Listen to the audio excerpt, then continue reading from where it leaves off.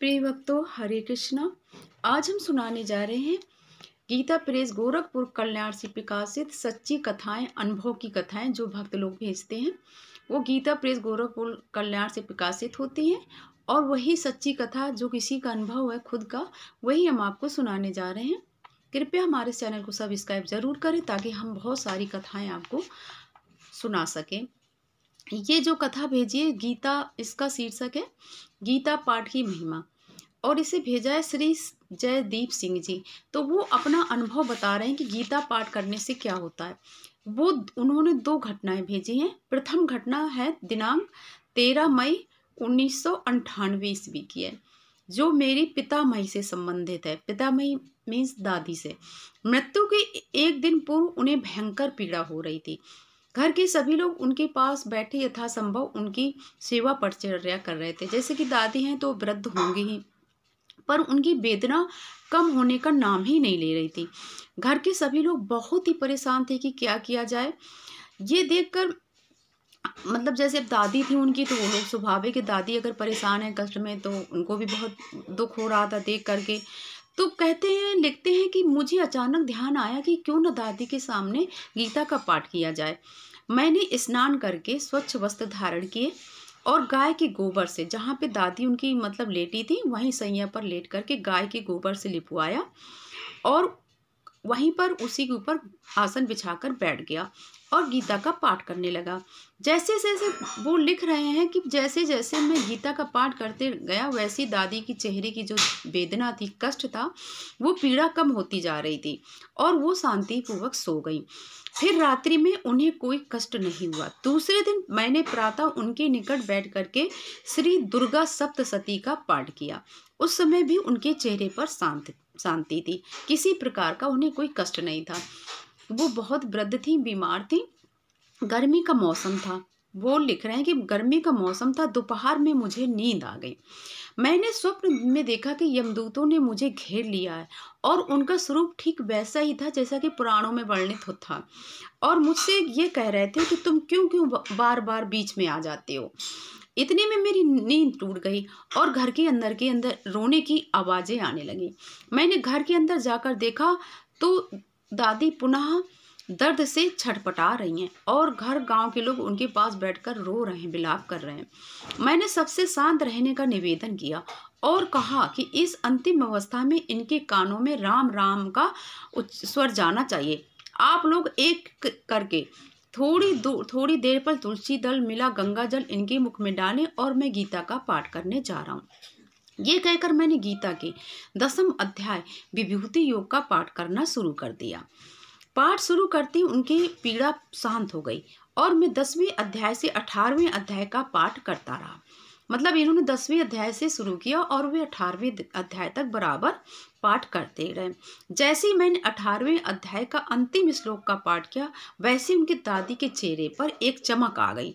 जैसे नहीं चेहरा चमकने लगता है, जो अभी दर्द भरा चेहरा था अब वो एकदम आभायुक्त कांतिमान चेहरा हो गया और दूसरे ही क्षण उनके प्राण अनंत में विलीन हो गए बिना किसी वेदना के।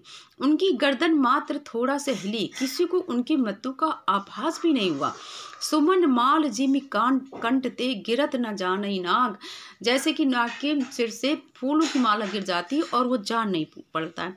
भक्तों, ये सच्ची कथा है। कहने का मतलब यह है कि जब गीता का पाठ नहीं किया था उन्होंने, तब उन्हें उनकी दादी के चेहरे पे, जैसे बीमार वो बिस्तर पे लेटी थी तो बहुत ही वेदना कष्ट का चेहरा था, और इन्होंने जब गीता का पाठ करना शुरू किया और जब उनके प्राण निकले तो उनके चेहरे में एक मुस्कुराहट, आभा, कांति थी। और जैसा कि उन्होंने स्वप्न में भी देखा कि यमदूत कह रहे हैं कि बार बार बीच में क्यों आ जाते हो। ये भक्तों सच्ची घटनाएं हैं, ये कोई काल्पनिक कथाएं नहीं है।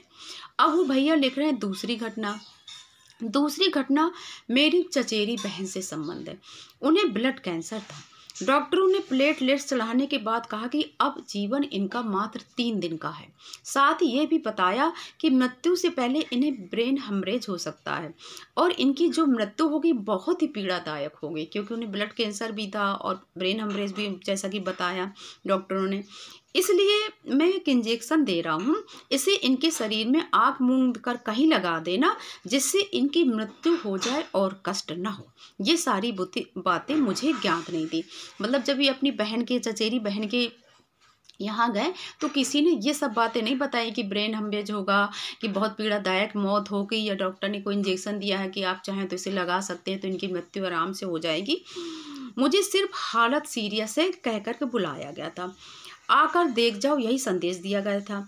जब मैं उनके घर पहुंचा तो मुझे भांजे भांजियों ने सबने बताया कि अब ये तुम्हारी बहन कुछ घंटों की मेहमान है।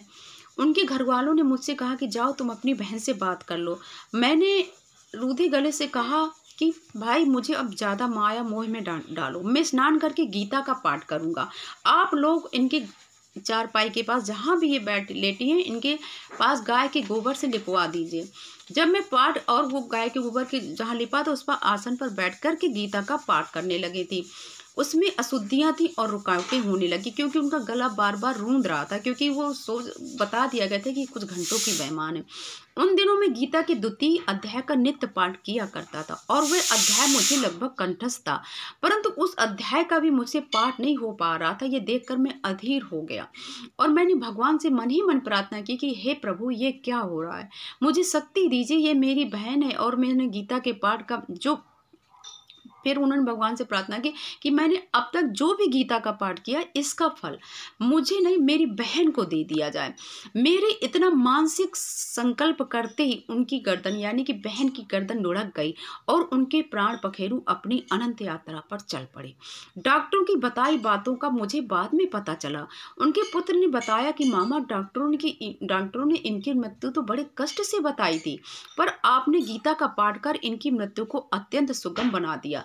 इसके बाद जब पितृपक्ष प्रारंभ हुआ, जो कि आश्विन यानी क्वार के महीने में होते हैं, जब वो पितृपक्ष आया तो मेरी उन बहन ने पहले ही दिन मुझे स्वप्न दिया। वे एक आंवले के वृक्ष के नीचे खड़ी खड़ी मंद मंद मुस्कुरा रही थी। मैं स्वप्न में ही उनके चरण स्पर्श करने के लिए आगे बढ़ा तो कहने लगी, अब तुम मुझे कहाँ छू पाओगे। उस समय उनका चेहरे में मुखमंडल में एक विचित्र आभा सी दैदीप्यमान हो रही थी। उन्होंने प्रकाश मात्र श्वेत वस्त्र धारण कर रखे थे। मुझे पूरा विश्वास है कि गीता पाठ के प्रभाव से उन्हें इस प्रकार की ऊर्ध्व गति और ऊर्ध्वलोक प्राप्त हुए थे। इस प्रकार गीता माता की अनंत महिमा है। मुमुक्षु प्राणी के लिए तो मुक्ति की सीढ़ी ही है। भक्तों, ये बिल्कुल सच्ची कथा है, ये कोई काल्पनिक कथा नहीं, ये खुद के किसी के अनुभव की कथा है। कहने का मतलब है कि हम लोगों को भी गीता का पाठ करना चाहिए और ये हमारे धार्मिक ग्रंथ, रामायण के ग्रंथ हमारे सभी कष्टों को दूर करते हैं। हरे कृष्णा।